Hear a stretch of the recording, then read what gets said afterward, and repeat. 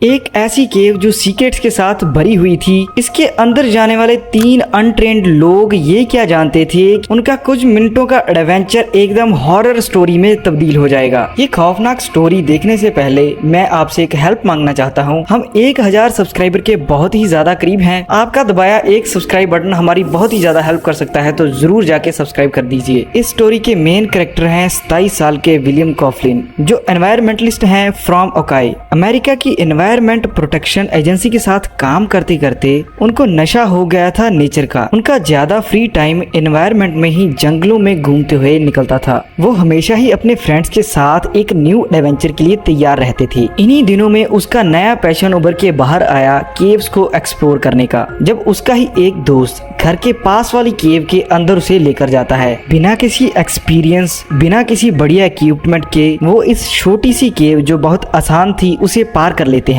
जो चीज उनका कॉन्फिडेंस बहुत ज्यादा बढ़ाती है एंड उन्हें लगता है कि अब दुनिया की और केव्स उन्हें एक्सप्लोर करनी चाहिए। विलियम और उसके दोस्त ने अभी तक केव का कोई भी एक्सीडेंट नहीं देखा। इस कारण अभी तक उन्हें केविंग ऐसी ही चीज लग रही थी कि वाटर पार्क जाना है और फिर शाम को घर वापसी। फिर दोनों दोस्त ढूंढते हैं कोई नई चैलेंजिंग केव एंड विलियम का दोस्त जेम्स उसे बताता है कि केव सिटी कंटाका में हम दोनों ये केव एक्सपीरियंस कर सकते हैं बिना किसी दिक्कत के, और वहाँ पर छोटी और इजी केव्स भी हैं, इसी के साथ डिफिकल्ट और गहराई वाली केव्स भी। आगे जाकर यही इन दोनों की बहुत बड़ी गलती बनने वाली थी। ये दोनों ही नहीं जानते कि ये केव एक्सपर्ट्स के लिए बनाई गई, जिसमें आगे जाकर कर्व्स वाली ऐसी छोटी छोटी डीप केव्स हैं जिन्हें पार करना लगभग नामुमकिन है। ये केव विलियम के घर के पास होने के कारण दोनों जल्द ही तैयारी कर देते हैं इसमें जाने की। एंड ये अभी तक यही सोच रहे थे कि इतनी चैलेंजिंग केव पार करने के बाद हम अपने दोस्तों में हमारी बहादुरी दिखाएंगे। ये चीज सुनकर उनका एक और दोस्त केविन भी उनके साथ तैयार हो जाता है। 28 मई 1993 William, James and Kevin Illinois से केव सिटी तक ट्रेवल करते हैं एंड मेमोरियल डे वीकेंड पर पहुंच जाते हैं। उन्होंने देखा कि कई 100 की गिनती में लोग ऊपर लेक पर एंजॉय कर रहे थे, बोटिंग कर रहे थे,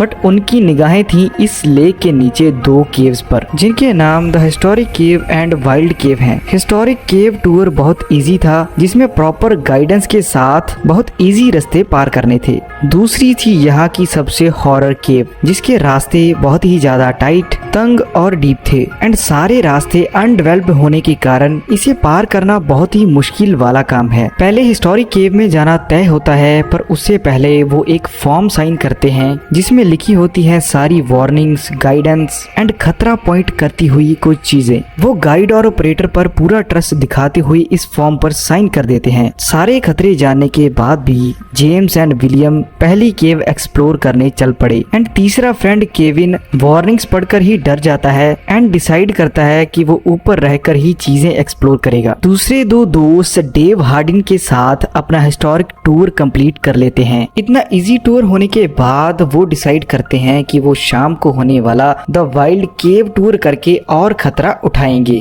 इन दोनों के साथ और 4 डाइवर्स भी पेमेंट कर देते हैं गाइड को नीचे केविंग में उनकी हेल्प करने के लिए। इस टूर की शुरुआत होने से पहले भी गाइड उन्हें एक फॉर्म देता है साइन करने को, जिस पर इसकी भी वार्निंग्स लिखी होती हैं। टूर की शुरुआत में ही गाइड उन्हें 2 टॉर्च देता है एंड साथ ही आगे बढ़कर सभी को गाइड करना शुरू करता है। केव की शुरुआत पर ही वो टाइट टनल्स दिखाता है और बोलता है कि ये केव का एक्सपीरियंस हिस्टोरिक टूर वाली केव से बहुत ज्यादा डेंजरस होने वाला है एंड इसी केव पर कुछ ऐसे पॉइंट्स हैं जिनमें कोई फंसा तो वापिस नहीं आएगा। ये चीज सुनने के बाद भी विलियम एंड जेम्स बहुत ज्यादा कॉन्फिडेंट होते हैं, क्योंकि बहुत महीनों से वो इस चीज की वेट कर रहे थे। दोनों ही इस केव को सारा पूरा किए बिना वापस नहीं लौटना चाहते थे। केव के थोड़ी अंदर जाते ही सभी को ये चीज महसूस होती है कि उनके पास केविंग करने की स्पेशल चीजें, helmet, food, water and 3 torches जो उनके पास नहीं है, वो आगे दिक्कत देने वाली है। ये सारा ग्रुप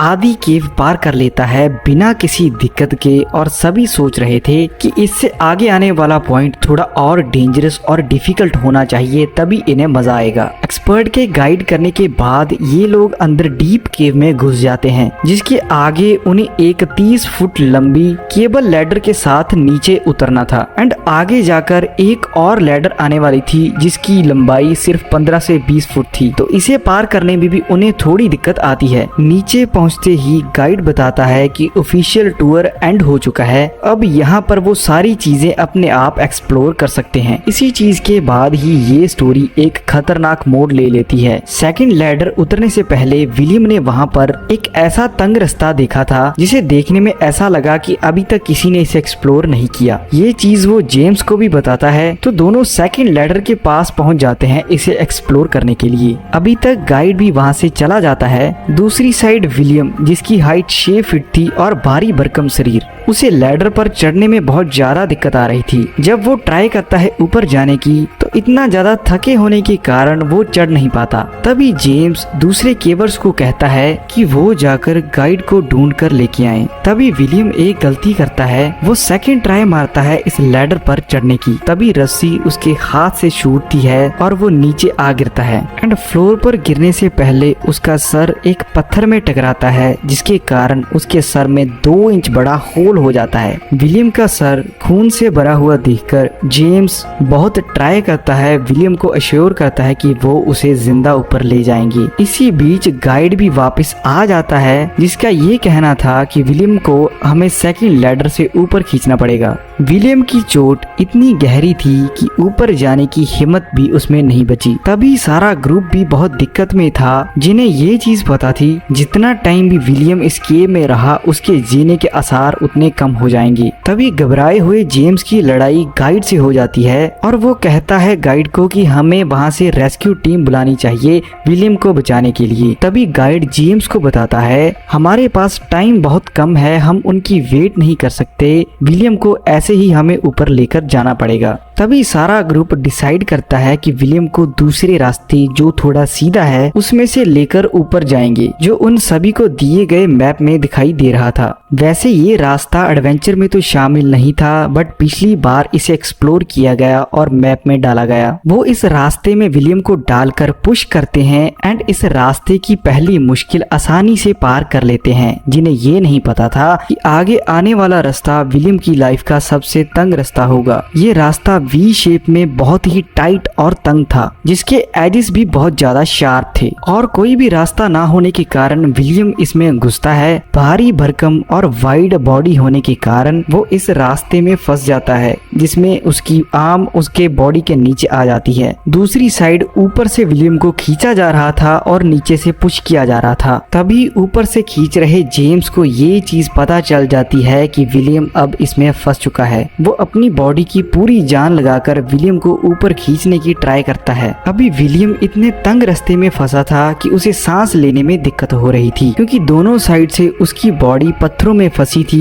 ये चीज देखकर गाइड जेम्स को बोलता है कि वो ऊपर जाए और ऑनर को इस सिचुएशन के बारे में बताए ताकि और हेल्प हमारे लिए यहाँ पहुँच सके। अभी तक एक चीज तो क्लियर थी, गाइड और ऑनर दोनों ही अथॉरिटीज के पास नहीं जाना चाहते थे, इस डर से कि उन पर या उनकी केव पर कोई एक्शन आगे ना लिया जाए। पर केव में फंसे हुए विलियम को अपनी आखिरी सांसें लेते देखकर ऑनर मेडिकल किट लाता है और अथॉरिटीज को भी कॉल करता है। इसी के पूरे 3 घंटे बाद अथॉरिटीज यहाँ पर पहुँचती हैं। आगे बढ़ने से पहले आप एक चीज बताएं कि विलियम का उस केव में फंसने का सबसे बड़ा कारण कौन था और गलती किसकी थी? इसका आंसर आपको वीडियो के एंड पर मिल जाएगा। दूसरी साइड जेम्स अपने मरते हुए दोस्त को देखकर पूरी जान लगाता है कि किसी न किसी तरह उसका दोस्त केव से बाहर आ जाए। पर बीते हुए टाइम के साथ विलियम की सांसें कम हो रही थी एंड एक टाइम पर तो वो बोलना भी बंद कर देता है। पहले तो रेस्क्यू टीम बहुत ही ज्यादा कॉन्फिडेंट होती है कि वो आसानी से विलियम को बाहर निकाल लेंगे, पर जब नीचे से वो देखते हैं कि विलियम वी शेप केव में फंसा है तो एक बार उनकी भी हालत टाइट हो जाती है।